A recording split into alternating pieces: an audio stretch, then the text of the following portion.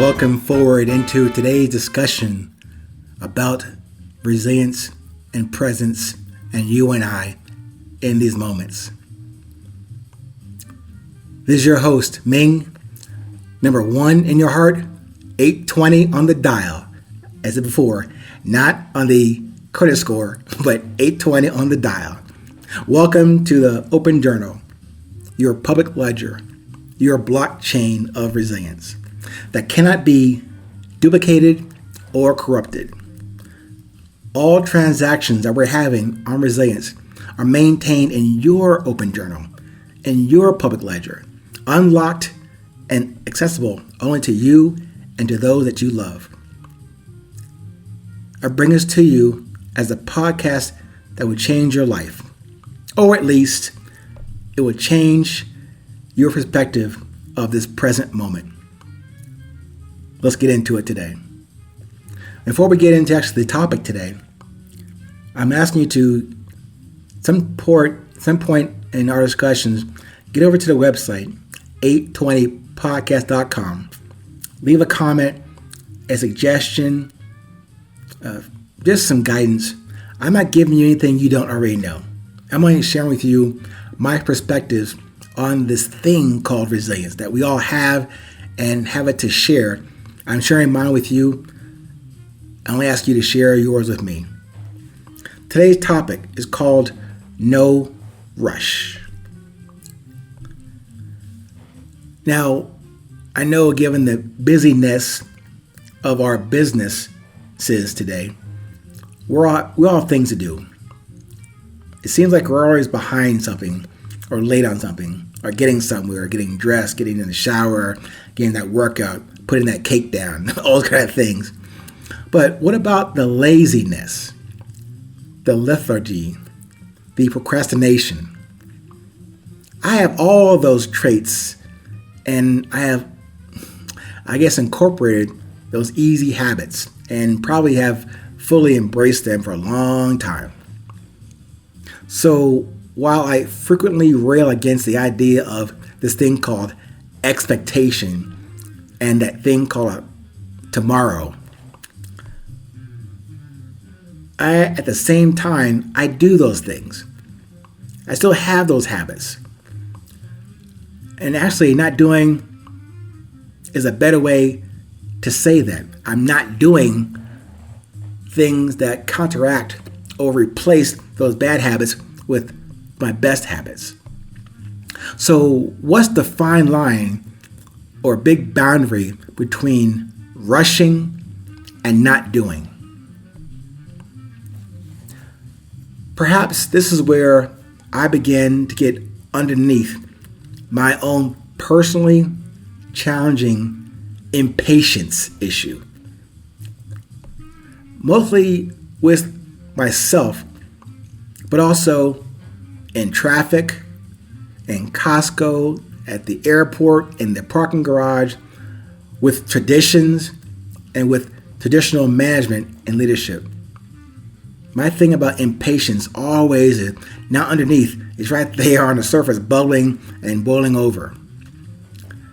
Also, it manifests itself in my speaking, how I drive, how I eat, too much of it, and maybe just in general, how I live. My impatience tendencies seem to present the impact and the collateral damage downstream for me. Sometimes sooner than later, but also downstream. If you can, take a listen to my earlier podcast on my revelations of my denial of stress and its manifestation in my physical and mental challenges for me. The stroke, heart surgery, lost jobs, divorces, for example, and for further context of this guy you're listening to. So back to this rush versus waiting and doing little quandary. How to determine when you're rushing to get something done as opposed to just not doing it now. Is there a definition or a baseline for one or the other? rather than the good old consultative rejoinder, it depends, bailout. This is something I really want you to understand. I am getting to know of my sins of impatience and the results in retrospect, meaning I know what it has caused in my life, but now I'm coming to recognize and accept and start working on how to not mitigate it, but do my best now, not as opposed to my best before, my best now given a little more experience, a little more grace, and maybe growing that thing called patience. But going forward, how do I deal with this thing? How do you do it? Not to get into the Lean Six Sigma or data science analysis thing on this issue. I'm sure that line between rushing, doing nothing, waiting, procrastinating, or something in between has some simple metrics or guides to follow. Come on, you guys out there who are Lean Six Sigma, gurus, help a brother out. I know it does depend on urgency, priority, complexity of the function, cost, resources required, time, responsibility, accountability, legality, even sometimes morality. Not sure how morality fits into the Lean Six Sigma construct, but maybe it does. But that list of criteria is getting longer. Unfortunately, it also seems like my question has run into a circular logic, L-shaped ambush, meaning there's no rush to figure this out. Pardon me, but I'm pretty sure I'm offering you little encouragement or clarity on your journey today.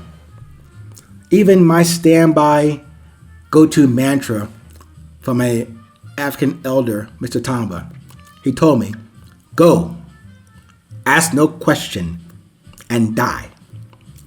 Even that was a great, salient, concise way to put me on a straight path. It doesn't resolve my dilemma with impatience. Of course, that's part of the structure of those 6 words.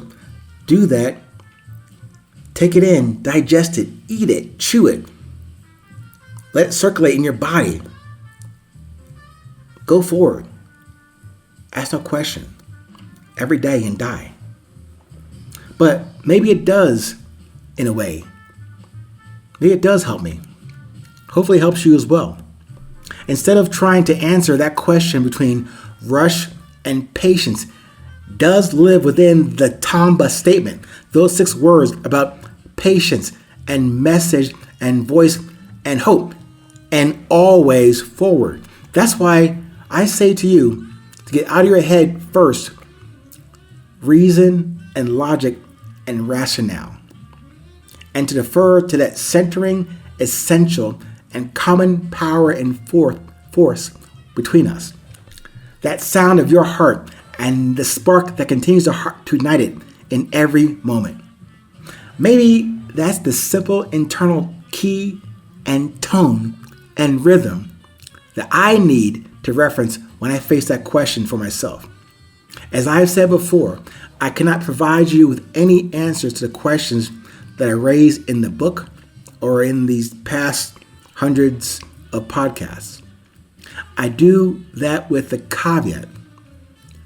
I present to you these statements of observation from the position of being original, curious, and offering you sincere questions delivered by you that will contain the answer to the very question that you present to yourself. If you use the Tamba theory, especially the first part, to go forward, produce your question, and die in that direction forward, you and I will waste less time on that waiting and procrastination thing. Whew. I'm glad we cleared that up. I'm glad you got that, even on a solid ground here. Moving along now. Hey. Is this mic on? Hey, stay present. Stay current. Remember, it's always 820.